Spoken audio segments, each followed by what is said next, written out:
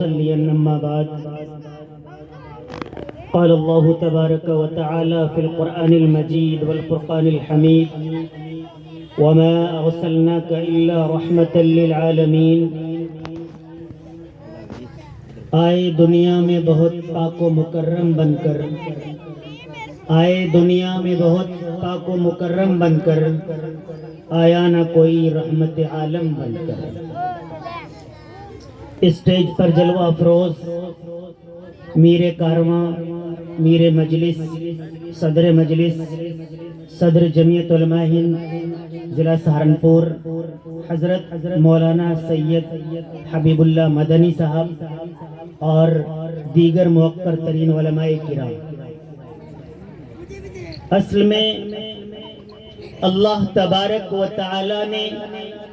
سرکار دو عالم تاجدار مدینہ محمد عربی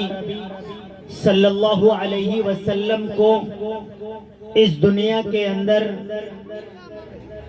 رحمت للعالمین بنا کر بھیجا. آپ صلی اللہ علیہ وسلم کی ذات بابرکت وہ ذات ہے کہ جس نے سارے کے سارے عالم کو زندگی جینے کا صحیح طریقہ بتلایا. مشرق کا رہنے والا ہو یا مغرب کا رہنے والا ہو، کسی بھی مذہب کا ماننے والا ہو اور کسی بھی خطے کا رہنے والا ہو، نبی کریم صلی اللہ علیہ وسلم کا طریقہ، آپ صلی اللہ علیہ وسلم کا اسوہ، دنیا و آخرت کی کامیابی کا راز اسی کے اندر ہے. نبی کریم صلی اللہ علیہ وسلم کی تعلیمات کو عام کرنا اس دور کے اندر کئی جماعتیں اس کی ترویج و اشاعت میں مصروف عمل ہیں. ان میں سب سے اہم ترین جماعت، موقر ترین جماعت علماء ربانیین کی جماعت ہے، جو مدارس اسلامیہ کے ذریعے پوری قوم کو، پوری ملت کو وہ راہبر اور رہنما دیتے ہیں، جن کے ذریعے نبی کریم صلی اللہ علیہ وسلم کی تعلیمات آپ تک، ہم تک، اس ملک کے، پوری دنیا کے رہنے والے ایک ایک باشندے تک، ایک ایک مسلمان تک، ایک ایک گھر تک اور ایک ایک کونے تک پہنچانے کا کام علماء کرام کر رہے ہیں. آج الحمدللہ اسی سلسلے کی ایک کڑی جامعہ حسان بن ثابت اور اس کے منتظمین قاری محمد احسان صاحب اور گاؤں کے موقر ترین لوگ جو اس اجلاس کے انعقاد میں روز اول سے بنیاد کے طور پر پوری مضبوطی کے ساتھ قاری صاحب کا تعاون کر رہے ہیں، میں مبارکباد پیش کرتا ہوں کہ اس دور دراز علاقے کے اندر اس پروگرام کا انعقاد کیا اور ملک، بیرون ملک جانی پہچانی جانے والی شخصیات کو مدعو کیا، جن کی زیارت کے لیے آپ اسپار کریں. وہاں پر ملاقات ہو نہ ہو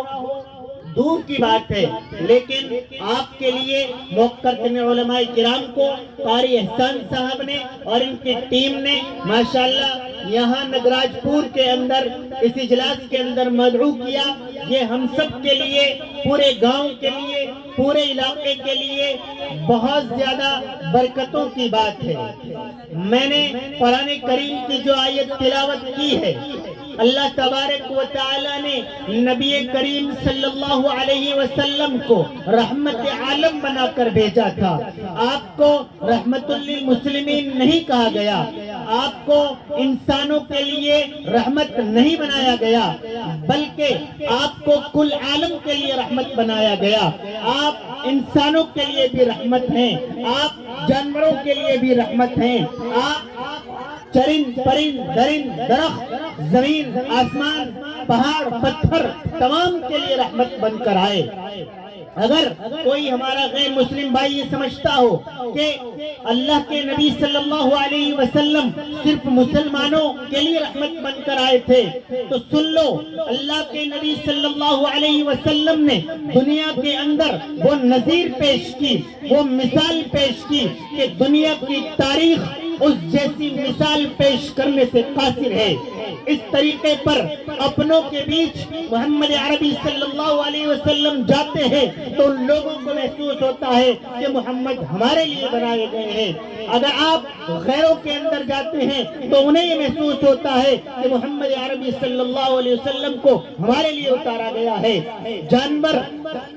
بظاہر آپ سمجھتے ہیں کہ جانور کس طریقے پر نبی کریم صلی اللہ علیہ وسلم کی رحمت کا ذریعہ بن سکتا ہے۔ سن لو، آپ صلی اللہ علیہ وسلم کے پاس ایک اونٹ آیا اور آ کر کہنے لگا، اے اللہ کے نبی، میرا جو مالک ہے وہ میرے ساتھ زیادتی کرتا ہے۔ کس طریقے کی زیادتی کرتا ہے کہ اللہ کے نبی وہ میرے لیے کھانے کا نظم کم کرتا ہے اور مجھ سے کام زیادہ لیتا ہے۔ اللہ کے نبی صلی اللہ علیہ وسلم نے اس کے مالک کو بلایا اور اسے تنبیہ کی کہ آپ جانور کے ساتھ ایسا نہ کیا کریں۔ ہمیں کتابوں کے اندر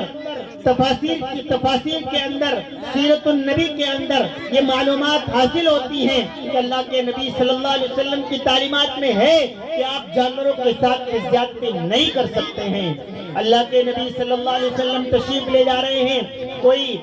سفر ہے،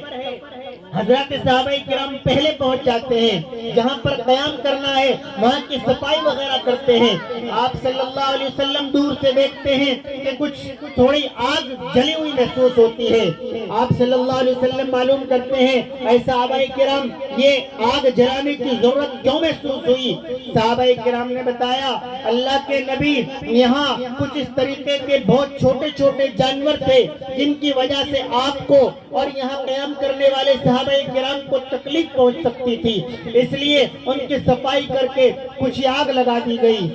سنو، اللہ کے نبی صلی اللہ علیہ وسلم کا چہرہ سرخ ہو گیا، بہت زیادہ ناراض ہو گئے، غصے میں آ گئے اور حکم دیا کہ کسی بھی جانور کو کسی بھی مجبوری کے تحت آپ جلانے کا حق نہیں رکھتے ہیں۔ تو جو نبی جانوروں کے ساتھ یہ سلوک کرتا ہو وہ انسانوں کے لیے کتنی ہمدردی اور کتنی محبت رکھتا ہوگا۔ اللہ کے نبی صلی اللہ علیہ وسلم جنگ کے اندر موجود ہے، سامنے مخالف ہے اور مخالف کی بیٹی کی چادر اتر جاتی ہے، اللہ کے نبی صلی اللہ علیہ وسلم اس کو چادر اڑا دیتے ہیں۔ کوئی کہتا ہے کہ اللہ کے نبی یہ دشمن کی بیٹی ہے، اللہ کے نبی صلی اللہ علیہ وسلم ارشاد فرماتے ہیں کہ یہ بیٹی ہے، کسی کی بھی بیٹی ہو، یہ سب کی بیٹی ہے۔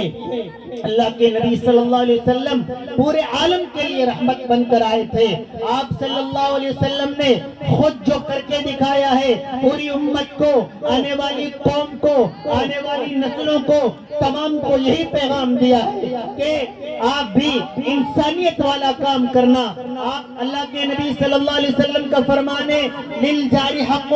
کہ پڑوسی کا تم پر حق ہے، لیکن حدیث کی تشریح میں کہیں نہیں ملتا ہے کہ آپ کے پڑوسی کا مسلمان ہونا لازمی ہے۔ نہیں، اگر آپ کا پڑوسی غیر مسلم ہے، پریشان حال ہے، تو آپ کی ذمہ داری ہے کہ آپ اس کی پریشانی میں اس کے کام آ جائیں۔ آپ سفر کے اندر ہیں، آپ دیکھتے ہیں کہ کوئی شخص کسی وجہ سے، وہ پیٹرول کی وجہ سے، ٹائر پنچر کی وجہ سے، کسی وجہ سے پریشان حال آپ کو کھڑا نظر آ جائے تو اسلام کی رہنمائی یہ ہے کہ آپ اس کا تعاون کریں بغیر نام معلوم کیے۔ ہو سکتا ہے کچھ گندا ذہن سے رکھنے والے لوگ ایسے ہوں جو نام پوچھ کر تعاون کیا کرتے ہوں یا نام پوچھ کر ظلم کیا کرتے ہوں۔ اسلام، قرآن، نبی کریم صلی اللہ علیہ وسلم کی سیرت، نبی کریم صلی اللہ علیہ وسلم کی تعلیمات ہمیں یہ درس دیتی ہے، ہمیں یہ سبق سکھاتی ہے کہ آپ تعاون کرتے وقت، آپ مدد کرتے وقت، آپ ہیلپ کرتے وقت آپ کسی کا نام معلوم نہیں کریں گے۔ اگر کوئی ضرورت مند ہے تو آپ صرف اور صرف اس کی ضرورت بن کر اس کے کندھے سے کندھا ملا کر کھڑے ہو جائیں گے۔ یہ نبی کریم صلی اللہ علیہ وسلم کی تعلیمات ہیں جن پر الحمدللہ امت مسلمہ پرزور طریقے پر عمل پیرا ہے، اور اس ملک کو، پوری دنیا کو پوری دنیا کے اندر اس ملک سے یہ پیغام دیا جاتا ہے کہ مسلم مخالف طاقتوں کی زیادتیوں کے باوجود اسلام امن کا علمبردار ہے، اسلام امن کا پیغمبردار ہے، اسلام نبی کریم صلی اللہ علیہ وسلم کی تعلیمات پر عمل کرتے ہوئے صرف اور صرف امن کا پیغام دیتا ہے، انسانیت کا پیغام دیتا ہے۔ آج کا یہ اجلاس جس سے قرآن کا پیغام دیا جا رہا ہے، علماء ربانیین مختلف موضوعات پر آپ کو بتائیں گے کہ قرآن کریم ہم سے کیا مطالبہ کر رہا ہے، قرآن کریم ہم سے کیا چاہتا ہے، قرآن کریم کی تعلیمات ہمیں کس جانب لے جانا چاہتی ہے۔ اس